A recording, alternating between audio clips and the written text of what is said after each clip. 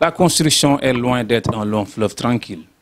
Pour cause de l'achat de votre terrain, à la confection de votre plan jusqu'à la remise des clés, le consommateur peut être à la merci d'entrepreneurs, de maçons, d'ouvriers d'une manière générale qui n'ont aucun sens du scrupule.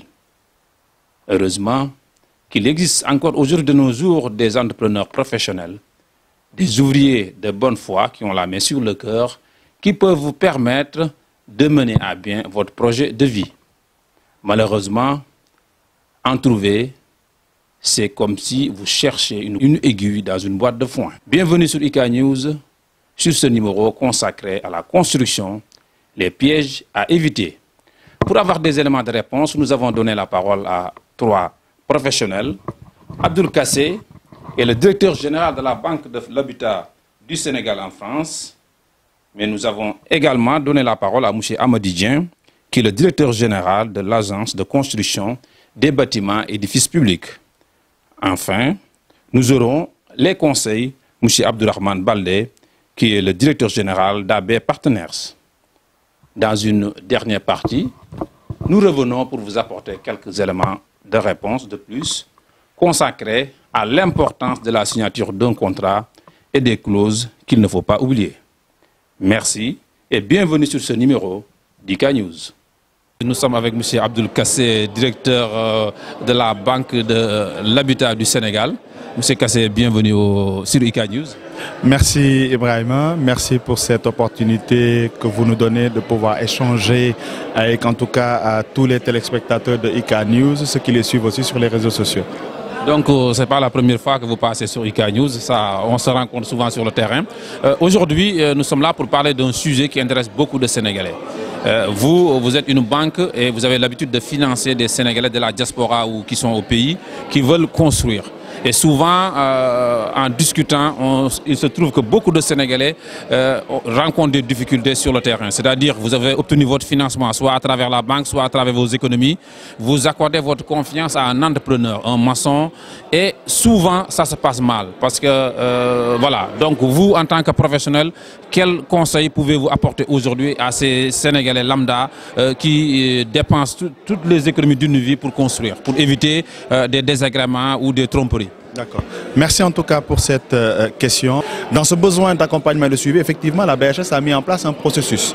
On parle aujourd'hui de projets de construction, mais BHS accompagne tout type de projet immobilier au Sénégal. Dans notre spectre d'intervention, nous avons quand même mis en place tout un processus, qui est d'abord un processus d'accompagnement, comme je l'ai dit. Et dans ce processus d'accompagnement, lorsque quelqu'un veut construire, nous faisons des vérifications d'abord par rapport à son titre de propriété. Est-ce qu'il a le bon titre? Est-ce que c'est un titre foncier ou un permis d'occuper ou un acte administratif? Est-ce qu'il a tous les documents, à savoir est-ce que c'est un titre foncier, avant de pouvoir intervenir dans le financement. Dans la deuxième étape aussi, nous faisons une vérification technique. La vérification technique, c'est qu'au niveau de la BHS, nous avons un service technique qui sont des ingénieurs de bâtiments, travaux publics, qui sur chaque projet sur lequel nous intervenons vont d'abord aller voir si le projet existe, si ça respecte les normes de bâtiments, travaux publics, avant de donner un accord technique au-delà de l'accord financier. Et dans ce cadre-là, l'accord technique est assujetti à un suivi dans la réalisation. C'est-à-dire qu'au niveau de la BHS, lorsqu'on vous accorde un financement, on ne vous débloque pas les fonds et vous laissez vous débrouiller d'une certaine manière avec votre entrepreneur. Nous venons suivre le projet et à chaque étape. Et même dans le déblocage des fonds, ceci se fait par étapes. Comme on dit, c'est un décompte financier et technique. Et à chaque étape, on va vérifier la bonne exécution de la réalisation du projet suivant la première étape avant de verser la seconde étape, ainsi de suite. Et donc, ceci apporte une certaine sécurité dans l'investissement des clients et évite ce que vous craignez ou ce que vous dites aujourd'hui dans cette émission, qui est que l'argent soit utilisé à d'autres fins. Au niveau de la BHS, nous essayons de sécuriser cet investissement-là. Et aujourd'hui, nous en sommes fiers parce que ça nous permet de pouvoir rassurer nos clients, ça nous permet de pouvoir apporter une pierre à l'édifice et surtout de permettre à ce client qui est hors du Sénégal des fois de pouvoir réaliser son projet en toute tranquillité et en toute quiétude. Sur le plan juridique, est-ce que vous avez des avocats qui accompagnent par exemple ces clients, qui leur permettent de signer un contrat qui fera obliger en tout cas l'entrepreneur à respecter ses engagements?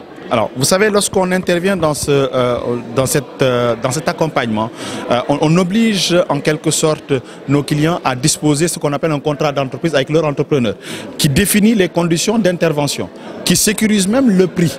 Parce qu'aujourd'hui, vous pouvez vous lancer sur un projet de construction et quelques temps après, les prix peuvent bouger. Donc nous, on exige cet engagement-là entre l'entrepreneur et le client. Et nous, banque derrière, on assure le suivi pour pouvoir permettre à ces différentes parties de respecter leur engagement.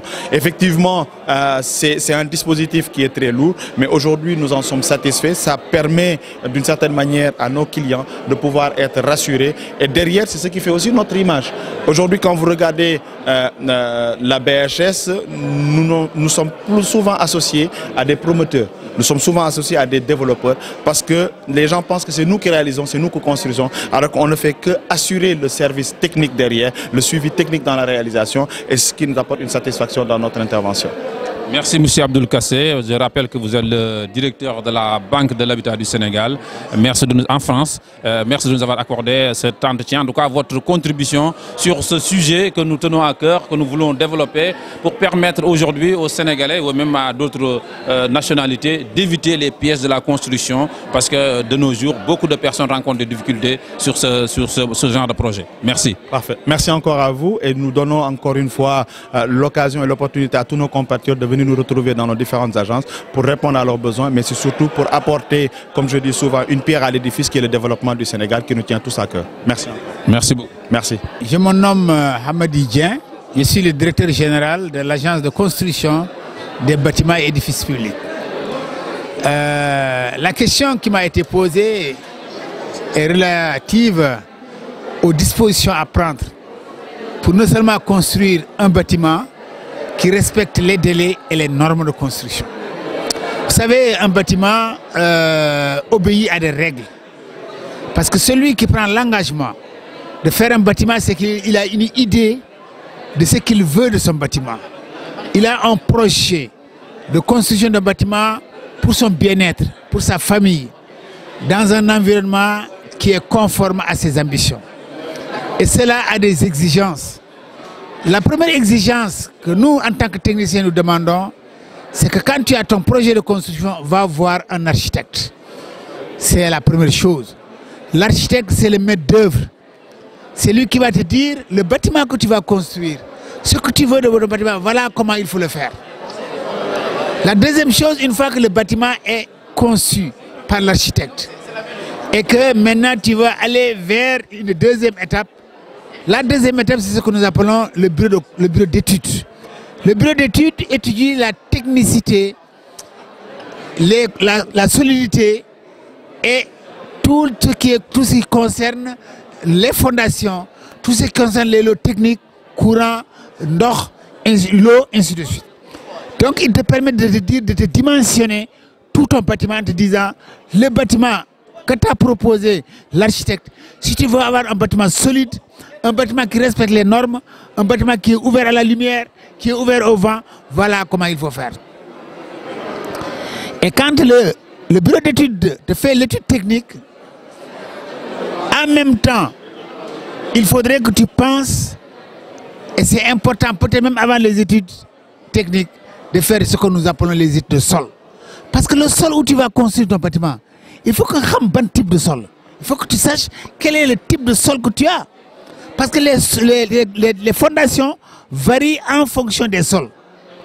Et une fois que tu as le bureau d'études et le sol, c'est le bureau de contrôle maintenant. C'est une autre instruction, une autre instance qui va valider ce que le bureau technique a fait et ce que le bureau de sol a fait. Et il va être le garant de ton bâtiment. Parce que c'est lui à la fin des constructions, lors de la réception définitive, qui va donner ce qu'on appelle un engagement décennal. C'est-à-dire une garantie décennale de 10 ans pour te dire que ton bâtiment pendant 10 ans, s'il y a des problèmes, en tout cas en ce qui concerne l'ossature du bâtiment, celui qui l'a fait est responsable. Donc voilà ce que nous conseillons à ceux qui ont des projets de construction. Maintenant, aujourd'hui, le rappel aussi qu'on fait toujours, c'est qu'aujourd'hui, nous devons penser au changement climatique. Le climat a changé. Nous devons avoir une autre façon de construire nos bâtiments, surtout dans nos pays chauds. C'est ce que nous appelons la bioclimatisation. La bioclimatisation pose un problème qui est lié à l'utilisation de l'énergie dans nos bâtiments. Il faut savoir comment positionner un bâtiment. Il faut savoir comment faire les ouvertures dans un bâtiment. Il faut savoir comment, quel est le matériel à utiliser pour que la température dans nos bâtiments soit une température agréable où il faut bon vivre. Ne pas utiliser toujours les mêmes méthodes. Donc il faut, le matériel de construction doit être bien surveillé. La disposition des fenêtres et de nos portes doivent être bien dispositionnées. Et même l'entrée de la lumière dans nos bâtiments pour qu'on ne soit pas obligé toujours d'utiliser le courant parce que c'est une économie. En tout cas, voilà globalement les conseils que nous donnons au niveau de la direction de l'agent de construction des bâtiments. C'est pourquoi nous avons créé un bureau d'études. C'est pour accompagner tous ceux qui veulent construire. Nous sommes disposés à les accompagner, à les donner conseils et véritablement dans des conditions très intéressantes. Je vous remercie. Monsieur Baldé Abdourahmane, juriste fiscaliste ici à Paris. Il s'agit d'essayer d'aider à répondre sur les questions liées au piège d'abord de l'acquisition des terrains et ensuite les problèmes par rapport aux pièges liés à la construction au Sénégal. J'ai d'abord essayé d'expliquer que par rapport à l'acquisition, il faudrait faire très attention par rapport à la qualité du vendeur d'abord et aux produits vendus. La qualité du vendeur importe vraiment parce que s'il s'agit de terrains non immatriculés, des TNI, des terrains qui n'ont pas de titre de propriété, il faudrait obligatoirement s'organiser pour que cette vente, étant une vente sous seing privé, se fasse devant notaire si possible avec une cession de peines et soins. Je précise qu'une vente de terrain non immatriculé peut être possible lorsque la vente est appelée cession de peines et soins. À défaut de cela, il faut vendre des terrains immatriculés, c'est-à-dire ayant des titres fonciers ou des baux. Et dans ce cas-là, il est obligatoire de passer devant notaire. Personne n'a le droit de vendre des terrains immatriculés ayant un titre et que ça ne se fasse pas devant le notaire. C'est la loi qui l'exige. Maintenant, il faut également comprendre qu'il arrive très souvent que dans la vente d'une opération de terrain, dans la vente d'un terrain, souvent il y a des difficultés lorsque le prix change. D'autant plus qu'au moment où la personne achetait le bien, on parlait de 100 000 euros par exemple. Et ensuite, on se retrouve à payer 130 000 euros ou 120 000 euros. Il faudrait comprendre comment est répartie ces charges supplémentaires. Il y a d'abord les charges liées en tout cas à l'opération en tant que telle qui sont à la charge de l'acquéreur, c'est-à-dire les droits d'enregistrement et les publicités foncières. Et ensuite, il y a la plus-value, la taxe de plus-value immobilière qui, elle est à la charge du vendeur, le cédant, celui qui cède. Donc, il faudrait faire la différence. Maintenant, quand on parle d'opération de construction, très souvent, les gens ont des difficultés quand ils démarrent la construction parce que le devis de départ n'est pas le devis d'arrivée. Parce que, tout simplement, au niveau du départ, les gens n'ont pas pris en charge certains actes qu'il faudrait forcément avoir, c'est-à-dire l'autorisation de construire. Il y a également des opérations qu'il faudrait s'acquitter avec l'urbanisme et le trésor concernant des taxes et des impôts concernant cette construction. Donc l'idéal, ce serait aujourd'hui, si vous avez le temps, qu'on essaye de parler des détails allant de l'acquisition du terrain jusqu'à sa construction complète. Parce que la fiscalité est transversale mais relativement complexe. Parce que à l'acquisition, il y a des impôts à payer. À la location ou à la gestion, il y a des impôts à payer. Mais la détention également d'un immeuble vous oblige à payer quelle que soit la nature de l'impôt qui vous sera réclamé. J'ai compris aujourd'hui que la diaspora a beaucoup de problèmes parce qu'ils achètent des terrains avec des actes sous seing privés où il n'y a que 2 témoins qu'ils ne connaissent pas et derrière, ils ont des difficultés pour avoir une prise de possession.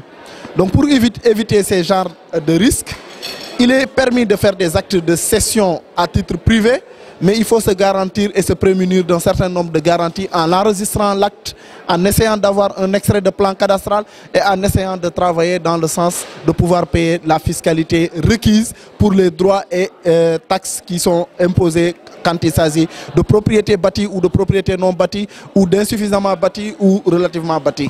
Donc je vous remercie, merci beaucoup. Nous sommes en général dans une société traditionnelle où l'oralité, la parole d'un homme est très importante, mais malheureusement de nos jours, mieux vaut signer un contrat la signature d'un contrat qui doit détailler l'ensemble des œuvres, en tout cas des réalisations que doit faire le maçon ou l'entrepreneur. Un point aussi très essentiel à ne pas oublier, en tout cas un point crucial, c'est lorsque vous signez un contrat avec un entrepreneur, il est très important, lorsque vous dites la durée, vous êtes d'accord sur une durée de 2 ans, 3 ans pour la réalisation des travaux, d'un commun accord, vous pouvez lui permettre d'avoir 1 semaine, 1 mois de retard, 2 mois, c'est vous qui voyez. Mais, à mon humble avis, une fois que cette durée est terminée, vous devez mettre dans votre contrat l'obligation de vous payer des pénalités. Parce que sinon, ça ne servira absolument à rien.